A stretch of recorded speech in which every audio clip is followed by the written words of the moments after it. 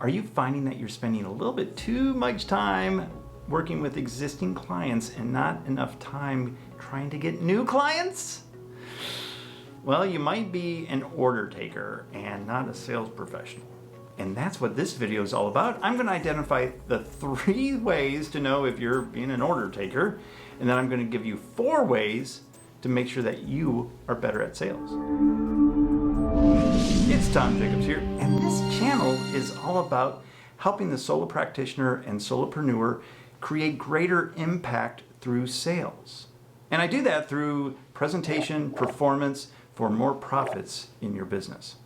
So let's dig right into the topic at hand. I'll tell you, nothing fires me up more than talking about order takers and salespeople, because it is a problem sometimes. I gotta tell you, I've been very, very guilty of this as well.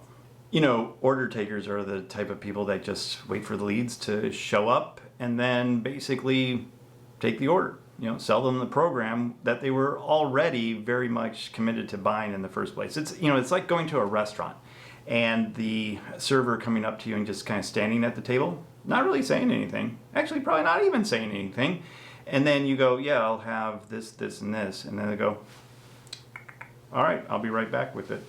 That is not sales at all. Sales is when that server comes up and makes a few suggestions, lets you make your decision. You make your decision, and then they also say, oh, you know what would go great with that is this, this, and this. And by the time you've doubled your bill and they've doubled their tip, which is a great indication of a salesperson and not an order taker. In some of the sales jobs that I've been involved in, I've been an order taker. I do admit, I confess, I've been an order taker, but that also enables me to now identify when I'm dealing with an order taker versus a salesperson, because I was exhibiting a lot of those same traits. Now, when I put this list together of the traits of an order taker, then I did hit a lot of them, and yeah, I probably would have fired myself. And more than just identifying what the traits are of an order taker, I'm going to actually take you through 4 ways to take that order taker and move them into now a salesperson.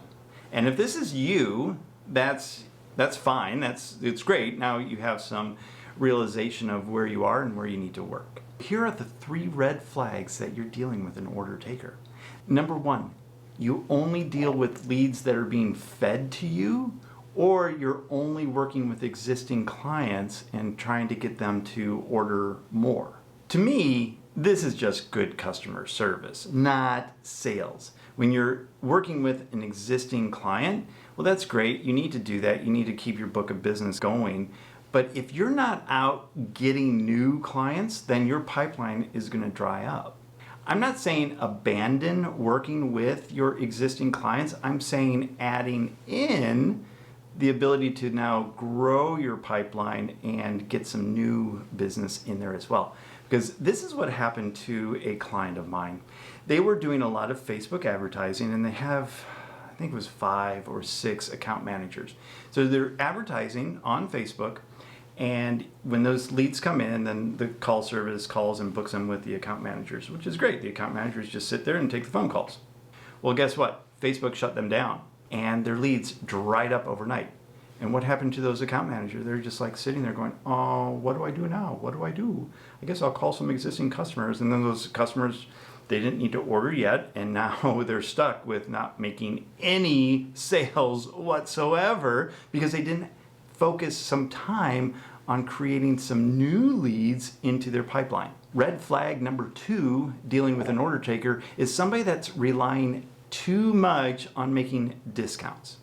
And the problem here is the moment that you offer a discount either to a brand new lead that's coming in, and that's just kind of your way of getting them to buy something. It's like, okay, I'll discount it 10%, 20%. The problem is they're always going to be expecting some type of discount. I rather add value to the order, whether that is giving them some really good advice or giving them some other non-tangible or even sometimes tangible items which are adding value rather than discounting. Because the moment that you get into that discounting game, it's just a never-ending way to the bottom. Think about how can you add value to the existing customer, to that new lead that's coming in, so that you aren't having to rely solely on discounts.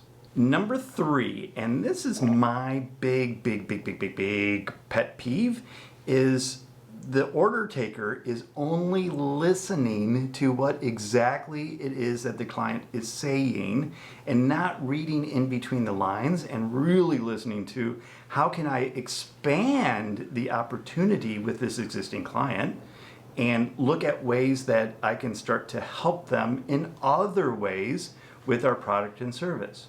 I don't know how many times I'm going to say this, but it's probably going to be 1.5 million times, so just bear with me. But sales is all about finding what the problem is and solving that problem with your product or service. That's all sales is. And if you're not listening for what those problems are, then you're going to be missing the boat.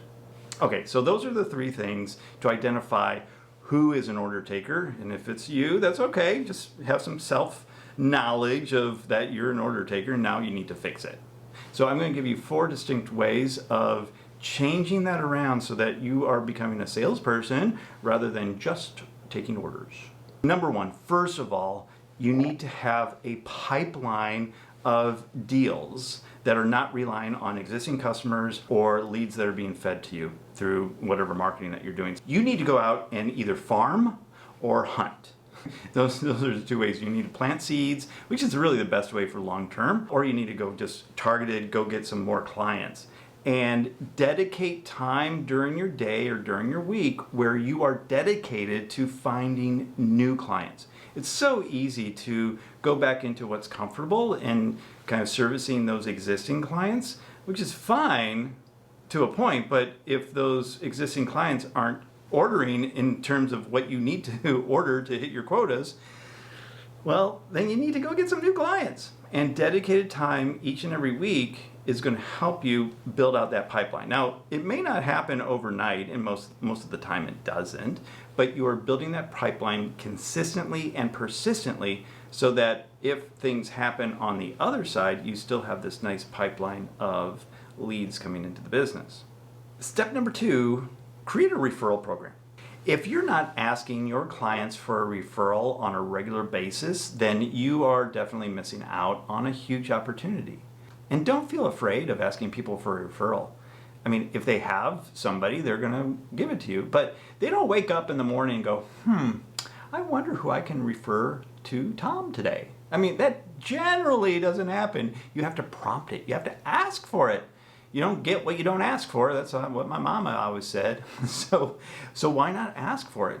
And you will never ask too many times. I mean, at some point, if your client says, okay, I get it, you want a referral, well, then you know you're asking the right amount of times. Because if they're not saying that, then you're not asking enough.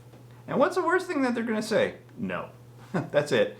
If they like you, trust you, they're still going to order from you. They're just going to go, okay, Tom, I get it, you want a referral. Right now I don't have one, okay?